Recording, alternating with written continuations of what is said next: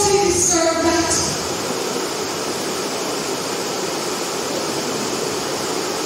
Is it fair to him?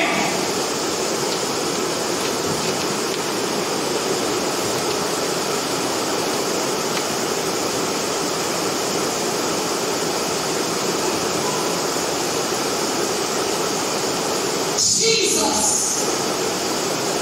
the Son of God, sent for us in communion with his Father. If Jesus would never sin, saw the need with all that is happening in this world to spend quality and quantity time in communion with his Father, what about me?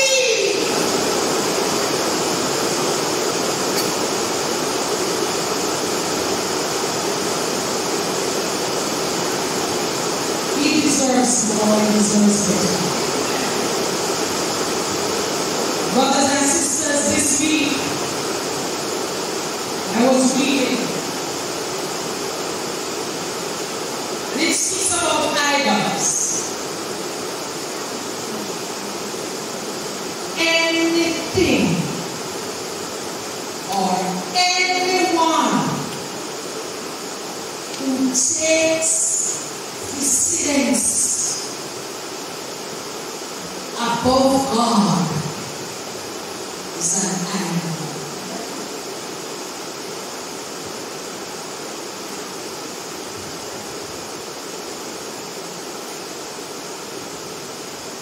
And so when the disciples, when they saw how Jesus spent quality and quantity time, so we're talking about length of time, as well as it must have substance. When the disciples saw Jesus, the Son of the living God, doing that, their hearts were awed and humbled. And as Jesus ceased praying, it was the conviction of their own deep need that the disciples exclaimed and said, Lord, teach us how to pray. Because when they saw what Jesus was doing, they saw their need. They saw their nothingness. They saw their unworthiness, and so they cried, Lord, teach us how to pray. Some flowers look like the sun.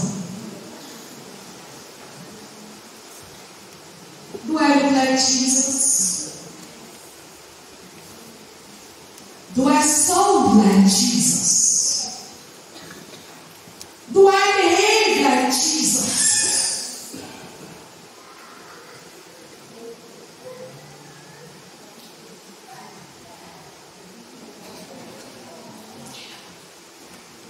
So sunflowers look like the sun. And as the disciples were moved,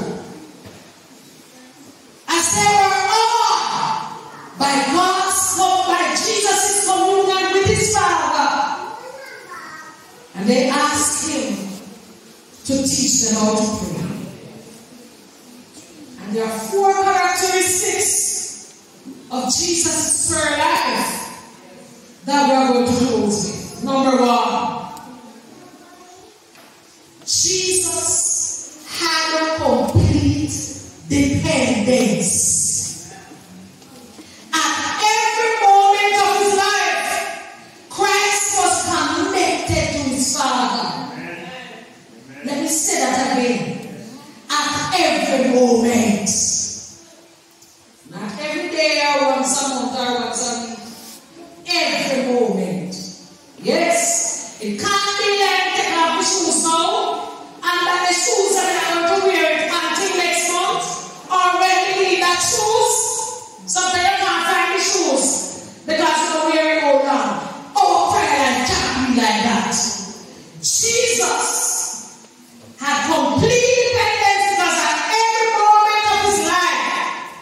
was connected to his Father. As a man, he supplicated the throne of God till his humanity was changed with a heavenly current that connects humanity with divinity. That's what happened when he was communing with his Father. When last we had a communion with the Father that made us felt as though we were connected with divinity. Because the cares of this life are us running up, down and around like headless chicken. And so we forget that it is most important. Through continual communion, we receive life from God, that He might impart life to the world. Let me say that again. Through continual communion, He received life from God, that He might impart life to the world. Why believe so? Why believe say we don't have the power that we're supposed to have? Why believe very church that we can see face head down like what? Why believe that when church say we don't go where some that some persons cannot be found? Why believe that when we are called upon to witness, we say I'm not feeling time yet? Why? Why? It's not that the church is not doing enough. Because a lot of times we like to say the church is not doing enough. Enough programs are not there in the church. This and that. It boils right down back to my relationship with Jesus.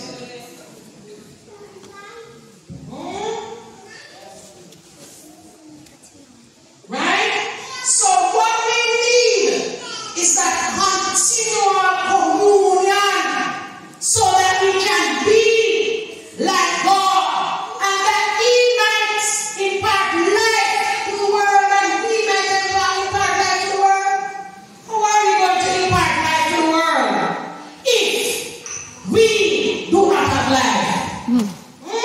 How are we going to do that? Prayer should be a continuous experience in our lives, in every moment of our existence. And the very agrees, right? Prayer should be a continuous experience in our life, every moment of our existence. It doesn't mean that as we're moving about, we're going to just drop in and go, there's a window, and kneel up on a sunshine sphere, and kneel up like classroom, and kneel up on the job.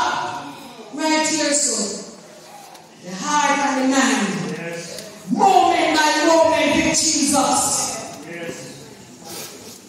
Brothers and sisters, we need to be more dependent on God. Yes. So sad to say, one time, sometimes remember God when we're in a problem. When we're in a problem, at that time said, we start praying. And that's why sometimes we have to continue to have trials in our lives. One songwriter said, it's in trials that lead me close to Jesus. Because sometimes because we have been everything alright and smooth. No problem. We have people have problem, but we have none. So we have to remember to pray. We have all that we need. If you want one bread, we can go buy it. If I two bread, you want, we can buy it. If you want one shoes, we can buy it. If you want one next one, we can buy it. Yes. So we don't need God yet.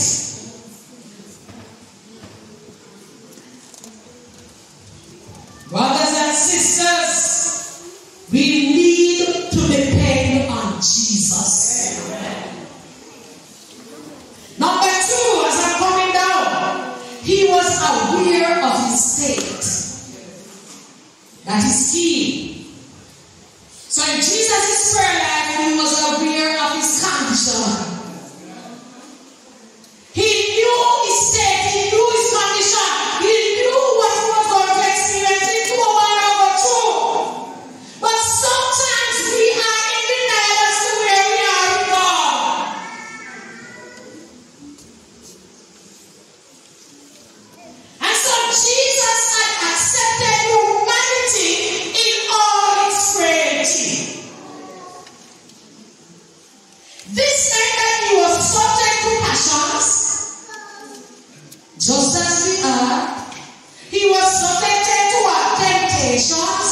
just as we are. He was subjected to failures, just as we are. So he was aware of his condition, his state. And so the weight of humanity weighed on his shoulders. Christ our Savior was tempted in all points as we are, yet he was without sin. So any temptation where you can think of, while we go through and say, this is it, Lord, we don't know. He went through it. But you know what? He didn't just say, I am the Son of God. So temptation, come on. And I will be able to resist it. No. What did he do? Spend time in communion with his Father. That was his defense. That was his ability to resist temptation. And so if we do not spend that time with God, if we don't accept that we are here, you know, sometimes we say, ooh, I'm going to go to a certain place. Don't go to a certain place, you know, be strong. Be strong. Brothers and sisters, do not walk in Satan's den and tell yourself so you're strong. When you see Satan then, run as far as possible from it. Don't say, oh, I will go, Jesus is with me. Go and Satan then. Look here, when Jesus was taken up on the pin and the head pin and the ears of Satan said, I will go. Jump up because, oh, yes, and the Father don't get you. Don't play with Satan, brethren. Young people are playing with Satan. Old people are playing with Satan. Children are playing with the devil. Who I can resist? No, so. Stay away. When the temptations that God allowed to come upon us, He will give us the strength to resist it. Not when we don't look out for temptation. Not when we don't seek Him for it. Oh yes.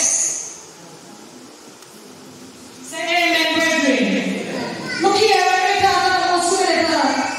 So you can say amen and give 5 words and 9. Say amen, don't mean say. I feel nobody. Right? But guess what? We are to follow Jesus' examples. So he accepts that he was prone to sin like anybody else, so he did not take that lightly. Don't take it lightly, you know, walk on Satan's road. No one look over Satan down and say, no, escape. Run away as far as possible from the plan of the devil, from his temptations. And so, he was without sin, and he took human nature, being made in fashion as a man, and his necessities were the necessities of a man. Anything or anything are necessities because of Jesus also. He had bodily wants to be supplied. Bodily weariness to be read. Oh, you think you have no nature. You think you have no nature. Everything that you have and I have, he had it when he was down here. Right? It was by prayer to his Father that he was braced for duty and for trial. So he had his defense. The question is, what is our defense? Number 3, he had a deep love for humanity. His heart was filled with tenderness and compassion for the lost. Yes, he often spent the whole night praying on behalf of those tempted by the enemy. He alternated his life